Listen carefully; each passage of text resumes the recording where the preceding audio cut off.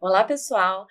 Estamos em mais um episódio do nosso Jornal Regional e hoje nós vamos falar sobre treinamento em anestesia regional e residência médica. Eu sou Natália Moretti. E eu sou Elaine Martins e hoje nós temos 3 convidados muito especiais. São 3 3 médicos anestesiologistas, né, que fazem formação e tiveram um treinamento em anestesia regional de alguma forma, experiências diferentes. Primeiro eu vou falar do Pedro. O Pedro eu conheci na vida mesmo, né, Pedro? De várias experiências. Em relação à formação do Pedro, ele fez medicina na Faculdade de Medicina de Teresópolis, que hoje em dia ele está como médico de dor lá de Teresópolis. Fez anestesiologia no Instituto Nacional do Câncer, no INCA, no Rio de Janeiro, uma bela formação de anestesia regional, experiência diferente que a gente vai trabalhar em cima e perguntar um pouquinho mais sobre isso. Residência em Medicina da Dor pela Escola Paulista, pela Unifesp, e Fellowship de Intervenção em Dor pelo Simpem Instituto Regenerador. A outra convidada queridíssima, que é a Rebeca. A Rebeca também tem experiências diferentes que vai compartilhar com a gente, inclusive um internship de anestesia regional pelo Hospital Special Surgery. Se eu não me engano, é um dos maiores hospitais de ortopedia dos Estados Unidos. Primeiro lugar no mundo. Exato. Em ortopedia. Isso é uma experiência que é importante saber o que a gente pode compartilhar disso e como eles fazem o treinamento das pessoas em relação à anestesia regional lá. Sim. Além disso, Rebeca, você fez medicina em Universidade Federal da Bahia, que hoje em dia você trabalha lá, né, como anestesiologista. A Bahia ganhou uma grande anestesista e fez anestesiologia pelo Hospital Sírio-Libanês em São Paulo, pelo CET, né, Serviços Médicos de Anestesia. É instrutora, é professora como a Bia, que está aqui, nossa correspondente, né, Bia, e correspondente dolorosa, que fez a mesma formação em relação à residência médica de anestesia regional com Pedro Paulo Kimachi. As duas fizeram e agora eu apresento a Bia. A Bia fez anestesiologia, né, e na verdade a medicina em Pernambuco, então uma pernambucana aqui, junto com anestesia pelo Hospital Sírio-Libanês com a Rebeca e comigo também. Eu sou uma pepete como vocês duas. E agora faz residência em dor na Universidade de São Paulo e ela vai compartilhar, inclusive, a importância em relação a formação dela em anestesia regional, que contribuiu para ela hoje estar como residente em dor, porque o ultrassom para dor, ele vem com uma grande ferramenta. A gente fala que é o estetoscópio do médico, do ortopedista e principalmente do médico de dor. Mas será que a formação dela teve importância nisso? Então, assim, primeiro, obrigada por estarem aqui. E a gente tem muitas perguntas, né, Nath, para fazer para eles em relação à formação. Exatamente. A primeira coisa que eu quero saber de vocês, e a gente pode definir a mesma ordem para dar a resposta, é porque a gente sabe, para mim, eu tenho vários professores que influenciaram nas minhas escolhas. Sim. Não só professores, como experiências que eu tive na residência ou que eu não tive. Então, até experiências que eu não tive me fizeram me aprofundar, por exemplo, na anestesia regional. Então, a Nath é também uma pepete, tá, gente? Ela fez uma das primeiras turmas a primeira. Exato. E eu queria saber de vocês, por que vocês resolveram, ou qual foi o estímulo da residência, ou a falta de estímulo para se aprofundar em anestesia regional e como isso impactou na carreira de vocês? Então, eu posso começar falando, né? A gente sabe que a anestesia regional é uma área que cada vez vem se tornando mais e mais importante, né? Principalmente a partir da década de 90, aí com o uso do ultrassom. O ultrassom já existia, mas ele começou a ser usado com mais intensidade para anestesia regional a partir da década de 90. Então, a anestesia regional vem crescendo bastante desde então, e a gente tem que acompanhar esse crescimento, né? E hoje já se sabe, principalmente depois dos protocolos ERAS, ACERTO aqui no Brasil, que a anestesia regional vem contribuindo bastante para o paciente na redução dos scores de dor pós-operatórios, também na redução do uso de opioides no intraoperatório, e, consequentemente, também na redução dos efeitos colaterais, né, dos opioides. Vem melhorando também a recuperação pós-operatória do paciente, o paciente consegue uma alta mais rápida, então a gente já sabe todos os benefícios da anestesia regional e faz parte do nosso currículo básico, né, hoje em dia. E um dos artigos até que vocês trouxeram, ele fala do consenso de Delphi, que foi uma reunião que foi feita lá na Itália e trouxe os 22 procedimentos, né, as 22 técnicas de anestesia regional mais importantes para para que o residente saia com a sua formação, pelo menos básica, em anestesia regional, né? Inclui aí os bloqueios de plexo braquial, alguns bloqueios faciais, como o TAP, aí os bloqueios de membros inferiores, como o ciático, femoral, o safeno, enfim, a gente precisa ter essa formação básica e, por interesse próprio também, eu comecei a buscar um pouco mais um aprofundamento, né, nessa área. Perfeito. Eu fiz a formação, como a doutora Elaine falou, no Hospital do Câncer, um hospital oncológico, no qual a gente tem contato diário com o sofrimento do paciente que está à nossa frente. E a gente tem uma ideia, como médico, uma ideia legal de que aliviar a dor faz parte, né, do papel de quem está cuidando de alguém. Mas quando você vai de fato, você tem alguém ali na sua frente sofrendo por todo o contexto, a família também, né, envolvida na história, e você traz o alívio da dor física do paciente, você vê que, de fato, você consegue impactar, né, na vida de alguém o papel importante que é o manejo da dor. E aí a anestesia regional, ela entra nesse emaranhado de coisas que o médico da dor precisa saber, precisa dominar, né? O ultrassom, dentre eles, uma das coisas mais importantes. E aí eu tive a sorte de ter algumas pessoas na minha formação, como a Natália, Bianca, a doutora Grace, que desde o início, da metade do R1 para o R2, a gente tinha um contato ali quase diário, né, de alguma forma, com a medicina da dor.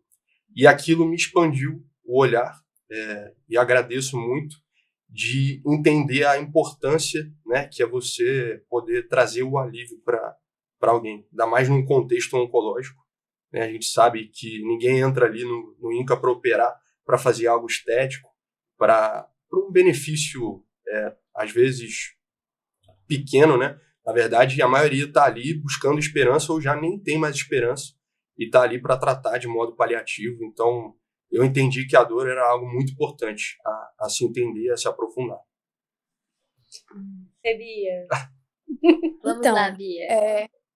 Eu acho que talvez uma das partes mais encantadoras assim da anestesia regional é que ela não só viabiliza um pós-operatório com menos dor para esse paciente, então o paciente tem mais conforto, ele pode começar a reabilitar o quanto antes, a fazer as sessões de fisioterapia, e ele tem uma boa experiência decorrente disso, como também ele viabiliza a realização de procedimentos com menos efeitos sistêmicos. Então, quantas vezes a gente assistiu no centro cirúrgico pacientes muito frágeis, idosos frágeis, que precisavam passar por uma fixação, uma osteossíntese de fêmur que fosse, e uma raquianestesia naquele paciente talvez não fosse ser tão vantajosa por conta de todos os efeitos sistêmicos relacionados, mas graças à anestesia regional, o paciente consegue realizar o procedimento com segurança e com conforto no pós-operatório. Então, eu acho que a anestesia regional, ela é brilhante. Ela permite que a gente consiga realizar procedimentos que antes a gente não conseguiria, ou conseguiria graças, assim, a despeito de uma mortalidade maior. E tem outra coisa também, que é já, né, falando da questão da dor, já que eu também sou uma futura dolorosa.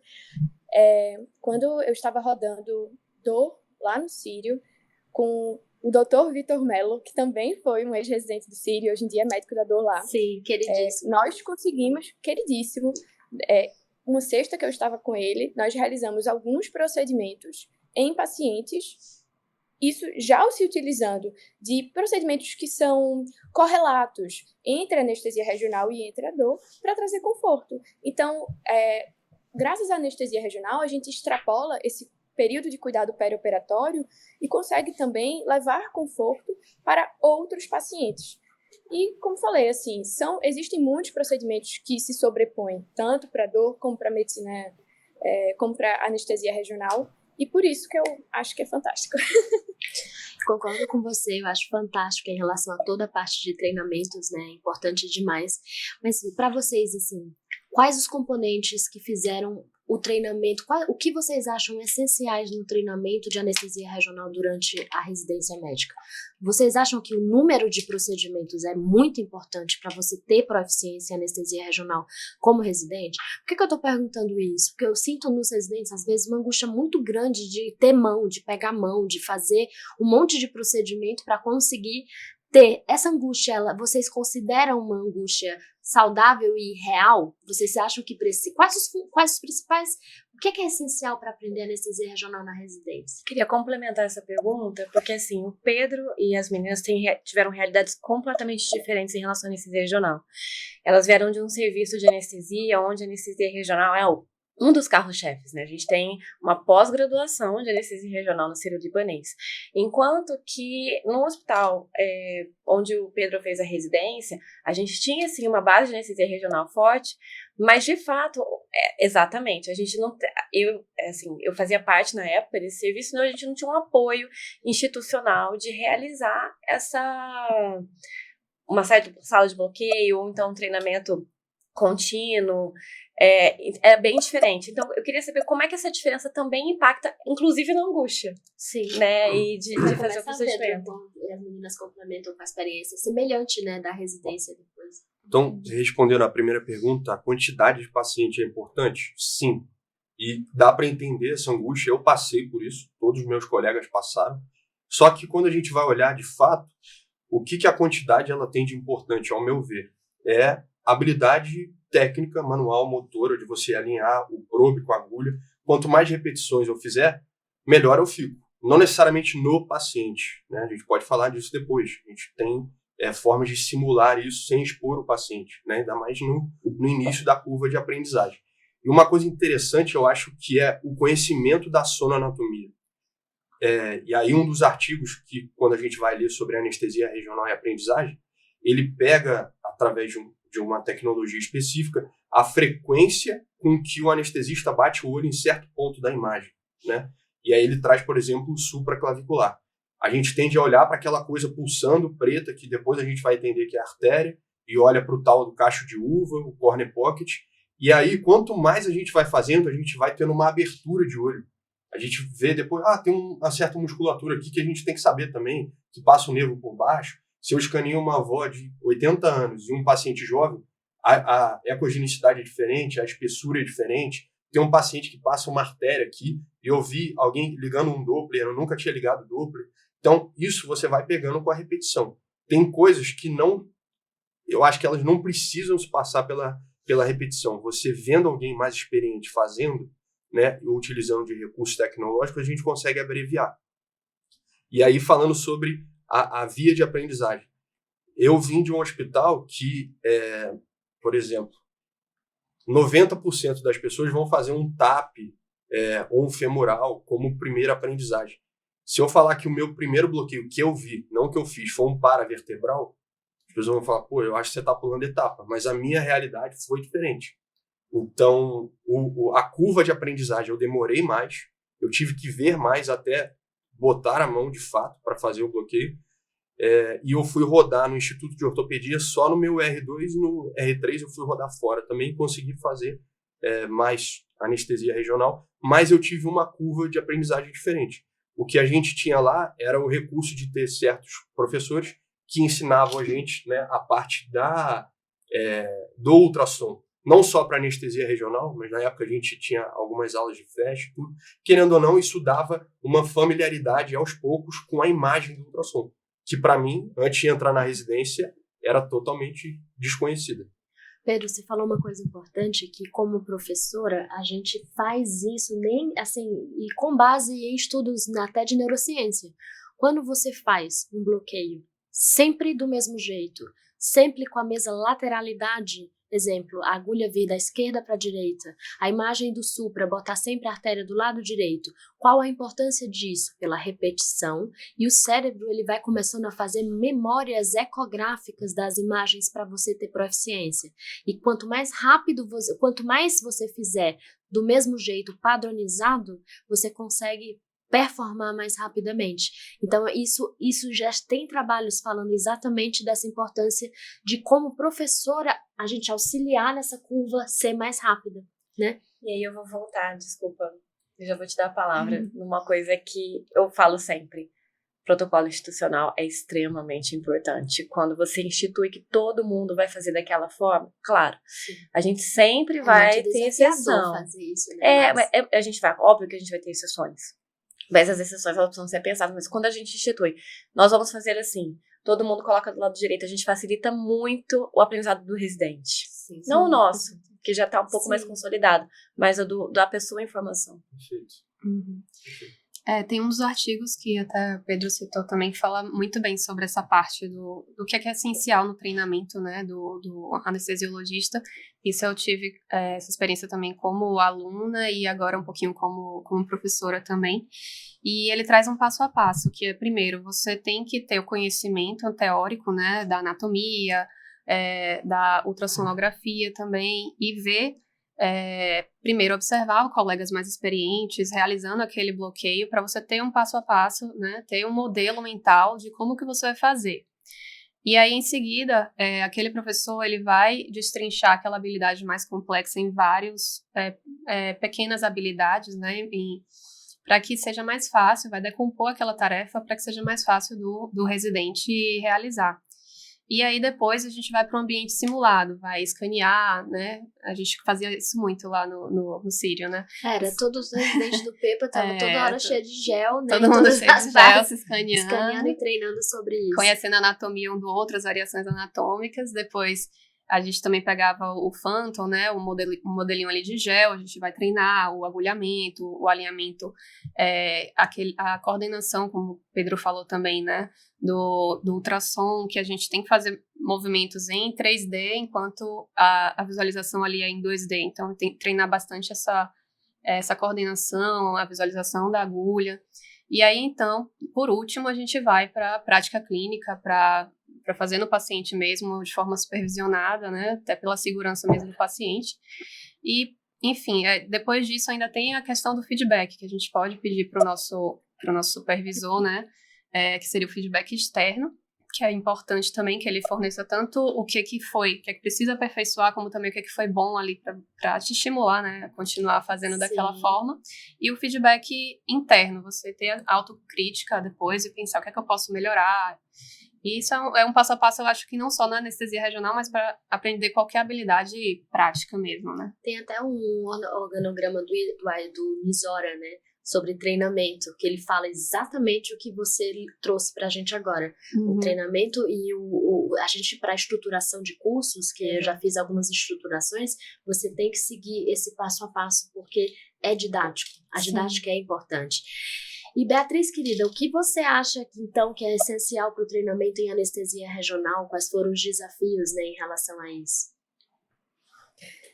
Eu concordo em gênero, número e grau com o que os meus colegas falaram. Eu acho que, inclusive, um dos artigos citados foi um que eu li também, pré-podcast, que fala justamente sobre isso, onde eles até, na verdade, compararam, né, métodos de ensino, de educação e treinamento voltados para anestesia regional e medicina da dor aguda, né, voltado para a medicina da aguda, e o treinamento com ultrassom, onde eles falam mesmo que é esse treinamento onde se tem um mentor guiando, realizando correções, dando esse feedback, é muito mais efetivo na curva do aprendizado. E lá, dentro do Sírio, né, dentro da realidade da nossa residência, a gente tem inúmeros mentores, porque, felizmente, é um serviço onde muita gente sabe anestesia regional muito bem e que eles conseguem fazer essas correções e ir nos polindo ao longo dos anos. Então, a nossa experiência no R2 é totalmente diferente da nossa experiência no R3. Isso porque a gente tem a oportunidade de viver mais anestesia regional durante essa transição de um ano. A gente consegue se aprofundar, a gente consegue estudar mais sobre anatomia.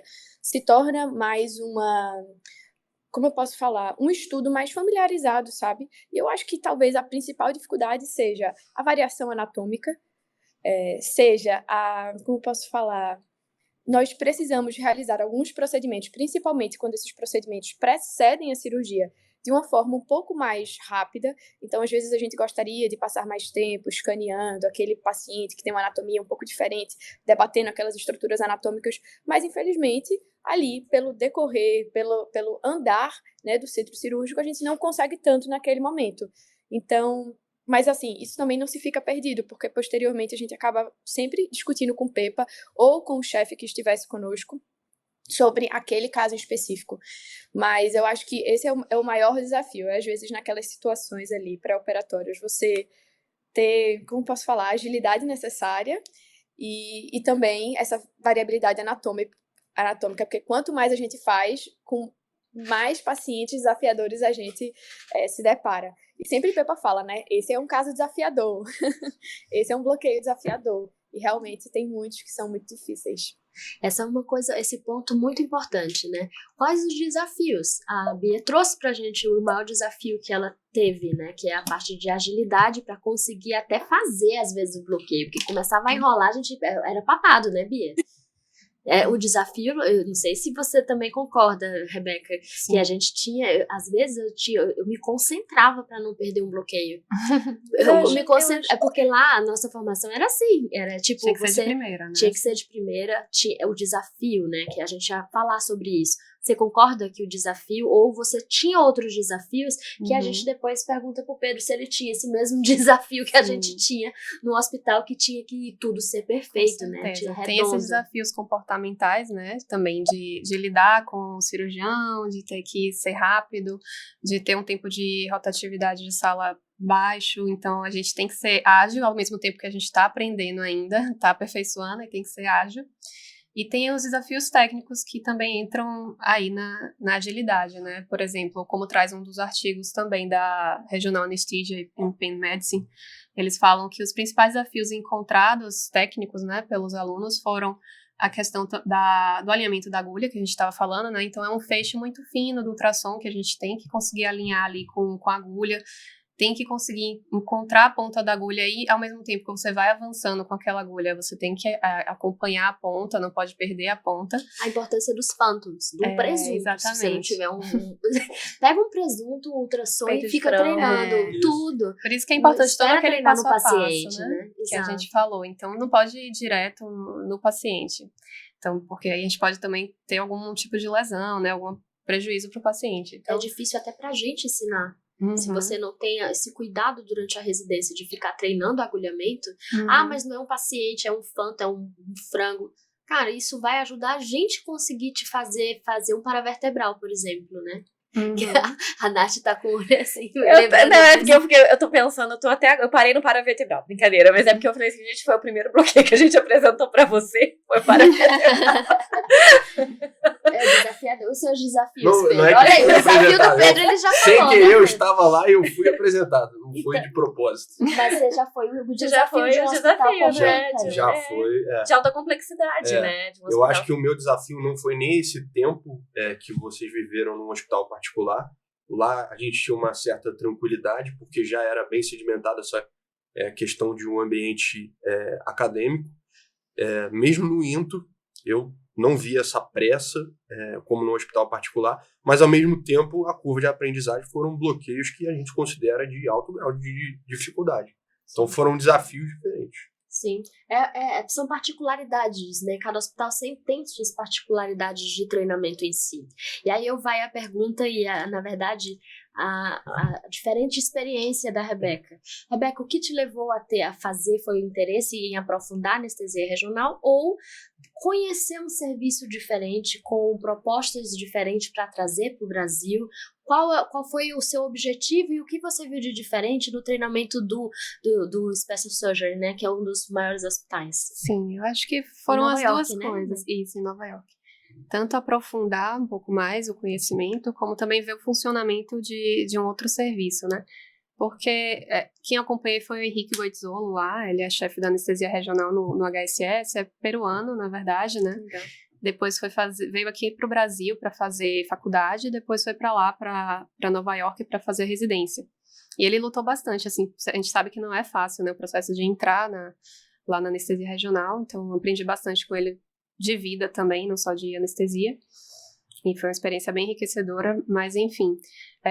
Em relação aos bloqueios lá, os que são realizados não são muito diferentes do que a gente costuma realizar aqui no Brasil, mas eu acho que é mais a combinação desses bloqueios que é diferente, sabe? E a rotatividade de sala, o giro de sala, tudo também tem uma pressão muito grande, como tem aqui no nosso serviço de particular. Então, eles também têm que ter uma habilidade muito, muito grande para realizar esses bloqueios. Um exemplo de uma combinação diferente de bloqueio que eu vi lá foi para artroplastia total de joelho, que aqui a gente costuma fazer muito canal dos adutores com IPEC, né? E às vezes geralmente passa um catéter no canal. Lá eles fazem o IPEC, fazem o canal, não passam o catéter na maioria dos pacientes, depois eu vou falar como que eles fazem para selecionar esses pacientes, né? Fazem geniculares, os 3, né, menos o látero inferior, né, que tem bloqueio motor, o cutâneo femoral anterior e o vasto intermédio, então combinam vários bloqueios para ter uma melhor analgesia, porque eles selecionam alguns pacientes para passar o catéter, eles não vão passar em todo mundo, então eles têm que garantir uma analgesia boa para esses pacientes. Os pacientes que eles selecionam, eles têm um questionário lá, que eu achei bem legal também, que dava para ser até implementado. Na verdade, já tem validação aqui no Brasil, que é o PCS, que é o Pain Catastrophizing Scale, ou seja, é um questionário que avalia quanto que aquele paciente catastrofiza a dor, né? E aí, se for alta a pontuação daquele paciente, aí eles vão passar o catéter.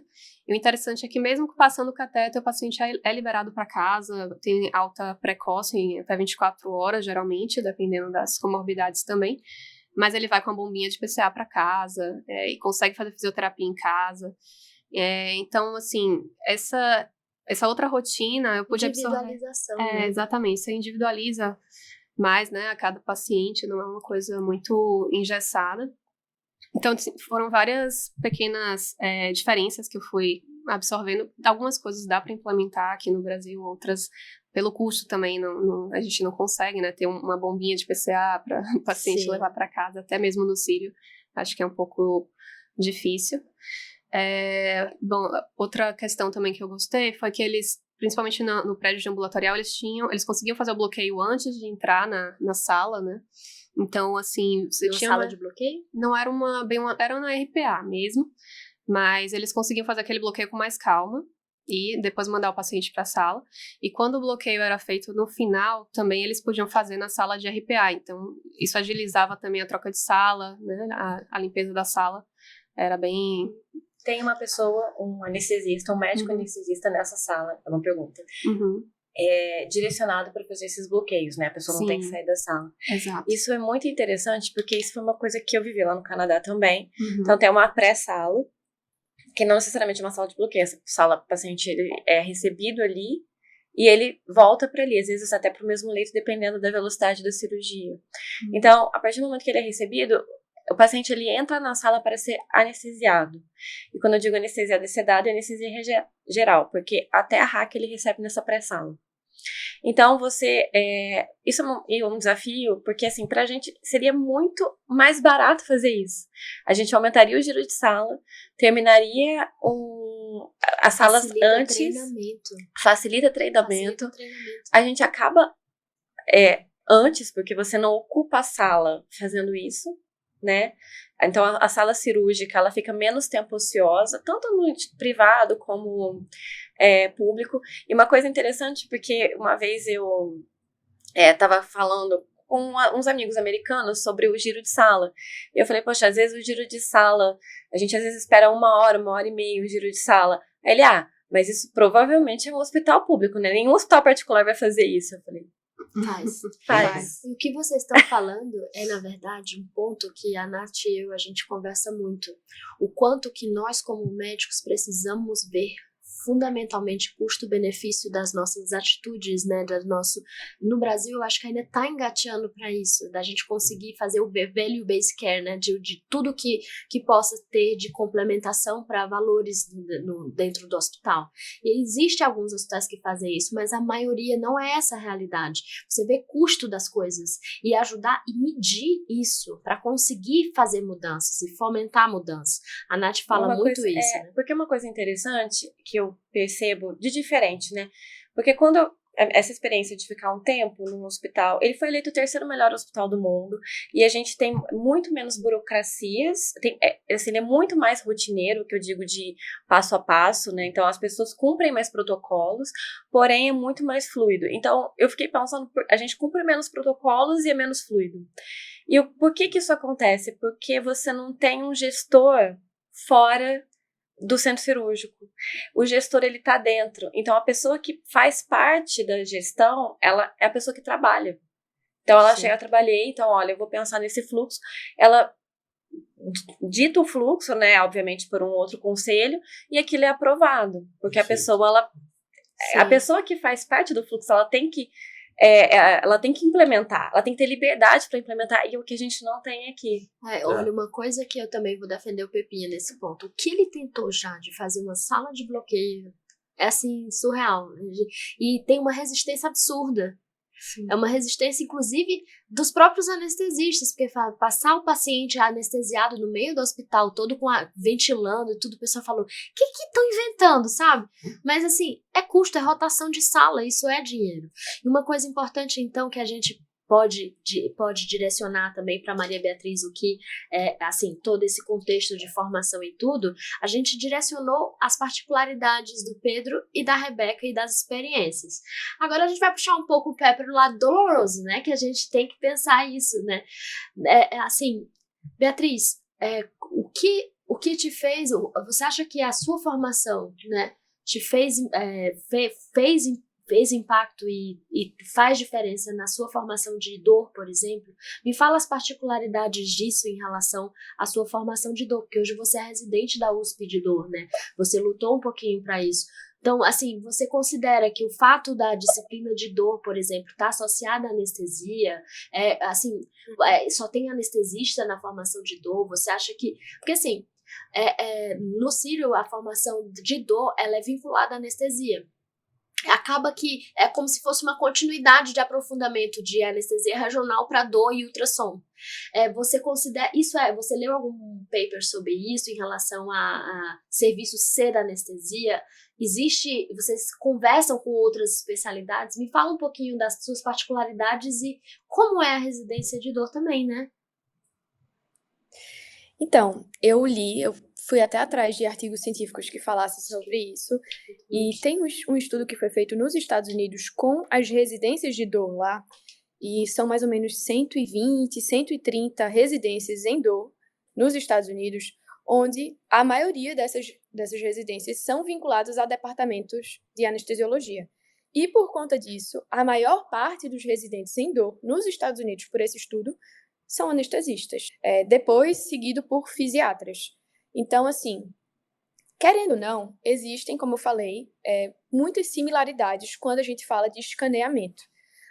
As noções de sonoanatomia acabam sendo as mesmas, então a gente já chega na residência com uma bagagem, e isso ajuda. Então, eu tenho outros colegas, porque a residência de dor, a gente tem diversas especialidades, e cada um tem pontos fortes e pontos fracos dependendo da sua formação. E a gente precisa se adaptar a esse novo currículo da dor. Porque da mesma forma como os meus colegas que fizeram neurologia, que fizeram fisiatria, eles entram com maior facilidade em alguns assuntos, eles entram com maior dificuldade em outros. E eu também, a mesma coisa. Eu fiz anestesiologia, então eu entrei com a maior familiaridade da sonoanatomia, mas entrei com uma maior dificuldade para outros tópicos. Por exemplo, vou trazer aqui, não tem nem a ver com anestesia regional nem nada, mas voltar a realizar exames físicos voltados para grandes articulações e aprender todos aqueles exames específicos, aqueles testes, é uma dificuldade que eu venho enfrentando hoje em dia, e é natural, né? Como cada um vem de uma especialidade, esses desafios são comuns a todos. Mas, com certeza, essa experiência veio muito a agregar a minha prática dentro da residência, e outro estudo, né, falou sobre a visão dos chefes das residências quando eles estão escolhendo esses residentes. E um dos pontos que foi visto nesse estudo é, por exemplo, experiência com ultrassom. O quanto isso pesa na hora de escolher um candidato. Eles colocaram que essa experiência com ultrassom tem um peso de médio a elevado na hora de escolher um candidato. Isso porque o currículo já pede isso. Então, querendo ou não, tanto por parte dos chefes das residências dos Estados Unidos, como pelo perfil de como é o currículo, acaba facilitando a nossa vida, né, de nós anestesistas que optamos por fazer. E é isso, assim, eu realmente sou muito feliz por ter escolhido anestesiologia para seguir o caminho da dor, e se eu precisasse escolher novamente, eu escolheria por esses motivos e outros, sabe? Então, ajuda muito. Bom, eu acho que a gente, para finalizar, para fazer um resumo final, a residência, a formação, o ter pessoas qualificadas dentro do hospital, ela com certeza influenciou em todas as escolhas de vocês até agora, né? Então, isso acho que vale para todas as áreas, porque talvez se a gente tivesse, por exemplo, o grupo de POCOS, o grupo de regional, o grupo de dor aguda, o grupo de dor crônica, talvez a gente pudesse influenciar muito mais pessoas a seguir subespecialidades da anestesia, que eu acho que ela é fundamental a gente se dividir em subespecialidades. E eu queria muito agradecer a troca de experiência de todos vocês. Acho que eu aprendi muito até ouvindo vocês falarem, então eu adorei muito ter vocês aqui. Muito obrigada. E eu queria agradecer a presença de vocês, assim, foi um encontro muito querido, e a troca de conhecimento, eu acho que foi o podcast com mais gente, né, Nath? Então, assim, fantástico, a gente vai fazer de novo, porque, assim, eu adorei discutir e ter a experiência de vocês aqui para contribuir para o nosso podcast. Bom, eu agradeço todo mundo que está aqui, presente nessa mesa ou fora, de alguma forma fez parte da minha formação, e eu acredito que a formação de verdade, ela parte de uma coisa chamada educação contínua, né? A gente não para por aqui. Fez residência, fez fellow, mas e aí? As coisas vão se atualizando, a gente tem que estar sempre correndo atrás disso, então eu espero ter vocês por perto por mais tempo possível na minha formação. Queria agradecer também, foi uma honra estar aqui, ter sido convidada por pessoas que eu considero exemplos para mim na anestesia regional, e dividir todo esse conhecimento também foi super legal, muito obrigada. Obrigada, e... Eu só tenho a agradecer por não só a oportunidade de ter aprendido com vocês ao longo desses meus anos na minha formação, na minha trajetória, e também, mais uma vez, por estar aqui, podendo, enfim, ouvir tantas experiências fantásticas, ouvir tantos pontos de vista e também tantos fatos, né? Porque essa discussão, apesar da gente trazer um pouco da nossa experiência, ela foi muito bem embasada. E isso é fantástico. Muito obrigada, mais uma vez. Ai,